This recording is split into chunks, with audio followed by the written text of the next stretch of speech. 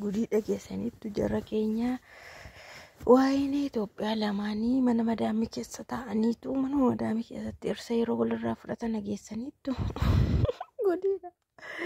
Nagaan isiniif haa ta'u kabajamtoota hordoftoota akkam jirtu nagaa keessanii baay'ee nagaa ku galata waaqaa ta'u. Hojjettoonni lamaan isaaniiyyuu manuma madaamii keessa hojjetu.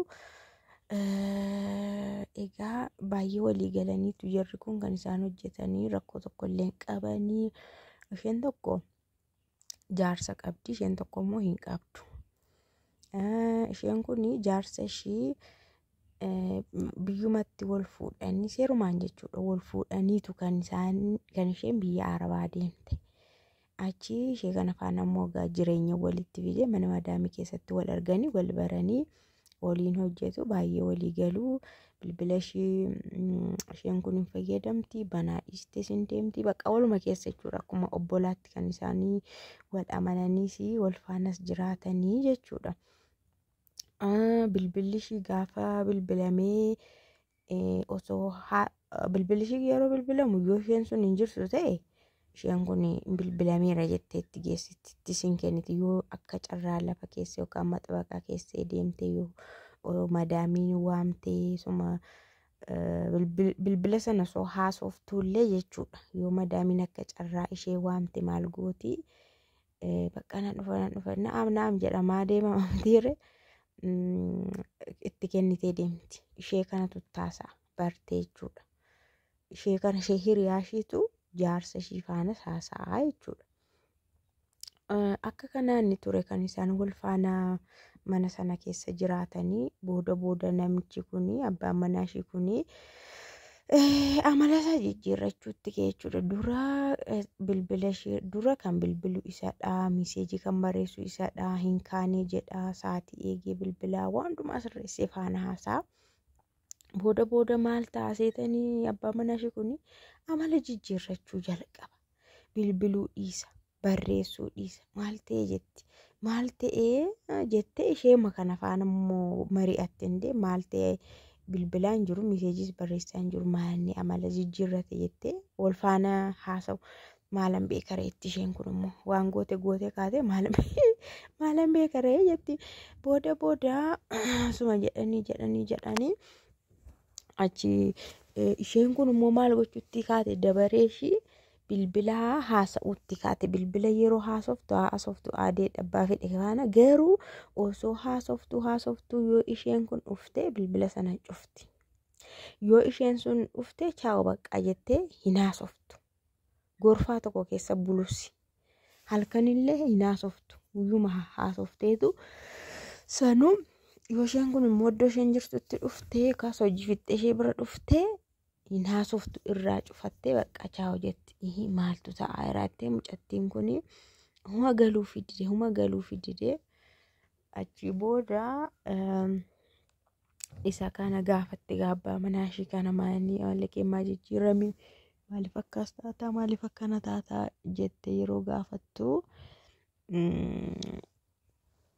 maal jedhaan seetanii ati kooyyuu achitti warra Arabaa faana waan arge goota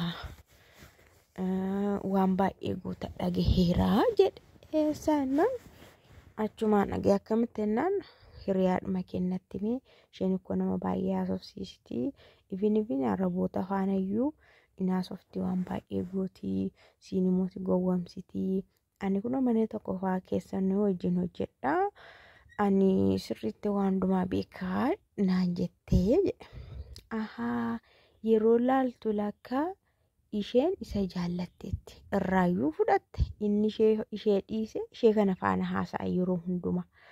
Kanaafiyyuu ati hin barbaachistu baqqaa jedhee ishee kana lole. Dubbii mashii sanaan jechuudha. Achi booda isheen kun akkam jettee bakka mirkaneeffachuudhumaan qaba dhuguma isheetutti immoo isheetu faana haasa'aa jiramoo jettee caal jettee maa inuma eegde bakka guyyaa tokko arguun kun oolu saan lamaanii wal faana haasa'u jettee garuu amma sanatti wal tadabaabbaraniiru bakka wal intineedhanisaa wal dabbaraa wal faana jiraatan akkas ta'aniiru ijoolleen kun lamaan jechuudha. Achi guyyaa tokko isheen kun shaaworii dhiqachuu deemte. isheenii jaarsarraa fudhatte. Shaaworii dhiqachuu seentee bilbilli ishii immoo saayilentiidha gorfaama keessetti. Bilbilli ishii hin dawwalama saayilentiidha garuu sagalee hin qabu hin ifa. Booda deemtee yeroo ilaaltu lakkoofsa jaarsa ishiiti. Lakkoofsa jaarsa ishiiti maal jettee barreeffattee irratti qabattee my love jetteetti. Ilil my love jedhe hin dawwala innaan bilbilichi bilbila jaarsa ishiiti beekaa. Edaa akkanatti isheetu hojjetee jaarsa asuma tenarraa fudhatee my love godhatee faana haasa'ee fataayidhaan asiin gubadhaan asiin bu'aa bulaa dhiigaan talli maraadhu booyi yeroo achi keessa baatu intalli isheen kun lafa balleessaarti booyicha ammaa inni nan humaa humtaanitti.